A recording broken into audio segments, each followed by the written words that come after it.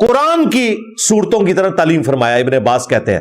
اور ابن مسعود کہتے ہیں میرا تو ہاتھ دونوں ہاتھوں میں لے کے نبی علیہ السلام نے مجھے سکھایا تھا التحیات للہ والصلوات والطیبات السلام علیک ایھا النبی ورحمۃ اللہ وبرکاتہ. تو یہ کوئی سٹوری نہیں ہے، یہ ہم واقعی پڑھتے ہیں. السلام علیک یا نبی اللہ اور السلام علیک ایھا النبی یہ ایک ہی سیغے ہیں. ہم یا رسول اللہ کے قائل ہیں، لبیک یا رسول اللہ بھی کہے، یہ ہمارا عقیدہ ہے. ہماری تو نماز ہی مکمل نہیں ہوتی جب تک ہم السلام علیک ایھا النبی یا السلام علیک یا نبی اللہ نہ پڑھ لیں. یہ ہماری ایمان کا حصہ ہے، ہماری نماز کا حصہ ہے. قبر رسول پہ تو الگ سے ایک پروٹوکول ہے نا، 4 کتابوں میں ہے، الموطا امام مالک میں، فضل الصلاۃ علی النبی میں، المصنف ابن ابی شیبہ میں اور سنن کبری البیہقی میں، کہ عبداللہ ابن عمر رضی اللہ تعالیٰ عنہما جب کبھی بھی مدینہ شریف سے سفر کے لیے نکلتے یا مدینہ شریف واپس آتے تو مسجد نبوی میں 2 نفل ادا کرتے، اس کے بعد قبر رسول پر آ کر عرض کرتے السلام علیک یا رسول اللہ. پھر حضرت ابو بکر کی قبر پہ السلام علیک یا ابا بکر، اور پھر حضرت عمر کی قبر پہ السلام علیک یا عمر، اور ایک روایت میں السلام علیک یا ابدا، اے میرے باپ آپ پر سلام ہو. تو یا رسول اللہ کے ہم قائل ہیں، الحمدللہ ہم ہی تو قائل ہیں. یہ کہنا کہ یہ یا رسول اللہ سے چڑھتے ہیں، استغفر اللہ. ہم جس دن چڑھے کہ ہمیں گمان بھی ہے تو ہم اپنے آپ کو مسلمان بھی تصور نہ کریں، خود بخود ڈاکٹرن بنا کے ہماری طرف تھوپنا شروع کر دیتے ہیں. ہمیں یہ اختلاف ہے کہ جو صحابہ کرام علیہم رضوان اپنی مبارک آنکھوں سے نبی علیہ السلام کے معجزات دیکھ چکے تھے، وہ قبر رسول پہ جا کے آپ سے نہیں مانگتے تھے، بلکہ نبی علیہ السلام کی وفات کے بعد ان کے چچا سے دعا کروا رہے ہیں. حضرت عمر انا کننا نتوسل الیک بنبینا،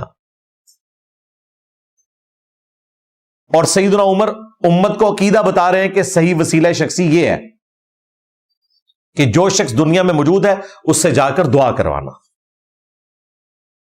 لیکن یہ کہتے ہیں نہیں قبر سے جا کے مانگو. ایک طرف کہتے ہیں جی ہم بھی آخرت کی زندگی مانتے ہیں، لیکن دوسری طرف انہوں نے وہ جعلی واقعہ شیخ احمد رفاعی کا مشہور کیا ہوا ہے، جو شیخ زکریا کاندلوی دیوبندی تبلیغی جماعت والے نے بھی لکھا فضائل حج میں، اور باپا جانی نے فیضان سنت میں، اور مفتی تقی عثمانی صاحب نے درس حدیث میں وہ واقعہ سنایا ہوا ہے. تو مورخین نے لکھا ہے کہ جو ہی یہ شعر پڑھے تو روضہ اقدس میں سے نبی کریم سرور دو عالم صلی اللہ علیہ وسلم کا دست مبارک ظاہر ہوا، اور ہزاروں انسانوں نے یہ نظارہ کیا کہ دست مبارک ظاہر ہوا.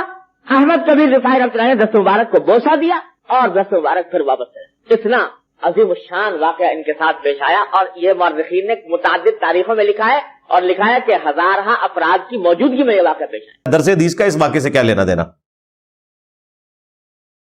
کہ جی 555 ہجری میں نبی الاسلام کی وفات کے 500 سال بعد جب شیخ احمد رفاعی جو ہیں وہ قبر رسول پہ حاضر ہوئے اور سلام عرض کیا اور نعت اشعار پڑھے، تو نبی الاسلام سے انہوں نے ریکویسٹ کی کہ اپنا ہاتھ مبارک باہر نکالیں.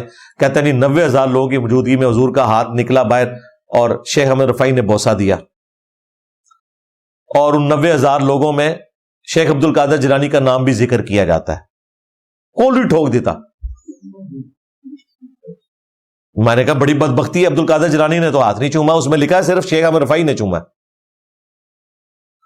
مرید نے چوم لیا، اس کا پیر عبد القادر جیلانی وہاں ہے وہ نہیں چوم سکا.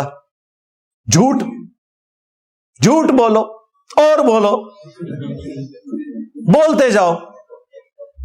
یہ مبارک ہاتھ سیدہ فاطمہ کے لیے نہیں نکلا، ہاں یہ مبارک ہاتھ سیدہ عائشہ کے لیے نہیں نکلا جب وہ جنگ جمل کے لیے روانہ ہوئی. ہاں یہ مبارک ہاتھ اس وقت نہیں نکلا جب سقیفہ بنی ساعدہ ہو رہا تھا اور خلافت کے حوالے سے صحابہ کرام میں اختلاف ہو گیا، اور 6 مہینے تک حضرت علی ناراض رہے. کسی کو وہم بھی نہیں آیا کہ جا کے قبر رسول سے فیصلہ کروا لے. یہ ایکسٹراپولیٹ کرتے ہیں نا آیات کو، جی قرآن میں آیا وَلَوْ أَنَّهُمْ إِذْ ظَلَمُوا أَنفُسَهُمْ جَاءُوكَ، سورہ النساء کی آیت نمبر 64، کہ جب اپنی جانوں پر ظلم کر لو تو نبی کی بارگاہ میں حاضر ہو، پھر نبی علیہ السلام بھی تمہارے لیے شفاعت کرے. وہ کہتے ہیں آج کی ڈیٹ میں تو پھر ہمیں قبر رسول پہ ہی جانا پڑے گا نا.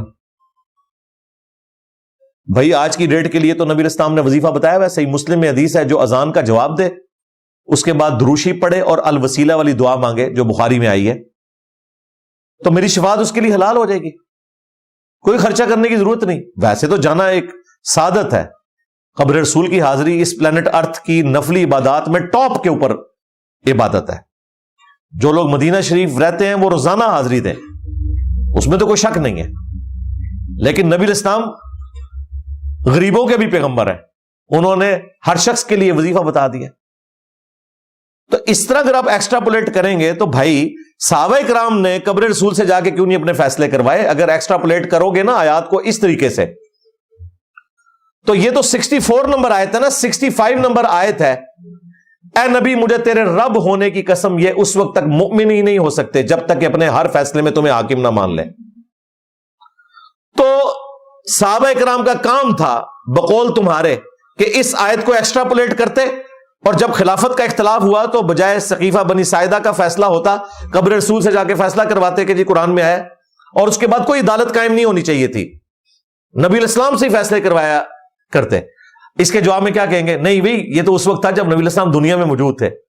بس سمجھ آ گئی؟ کیونکہ انہیں پتا اب اس طرح فیصلے نہیں ہو سکتے، اب قرآن و سنت سے فیصلہ ہوگا۔ اسی طریقے سے وَلَوْ أَنَّهُمْ إِذْ ظَلَمُوا أَنفُسَهُمْ جَاءُوكَ، بالکل رسول اللہ کے پاس ہی حاضر ہوں گے جب نبی الاسلام سامنے موجود ہوں گے۔ صحیح بخاری میں حدیث ہے ایک صحابی کی پنڈلی کی ہڈی ٹوٹ گئی، نبی الاسلام نے کسی کام سے بھیجا تھا، واپسی پہ قلعے سے چھلانگ ماری تو پنڈلی کی ہڈی ٹوٹ گئی، انہوں نے اپنی پگڑی اتار کے ٹانگ باندھی اور نبی الاسلام کی خدمت میں لنگڑاتے ہوئے پہنچ گئے اور کہا یا رسول اللہ آپ نے جو ذمہ داری دی تھی میں نے پوری کر دی، لیکن ساتھ یہ نہیں کہا کہ تواڈے پیچھے لت پنوا لی ہے میں۔ ادھر تو کوئی کام کرے تو وہ پھر اپنا احسان جتاتا ہے کہ یا رسول اللہ آپ کے پیچھے میں نے ٹانگ توڑوا لی۔ نبی علیہ السلام نے خود پوچھا کہ یہ کیا ہوا ہے، تو کہا یا رسول اللہ میں نے چھلانگ لگائی تھی، اس طرح قلعے کی دیوار اونچی تھی تو میری یہ ہڈی ٹوٹ گئی ہے۔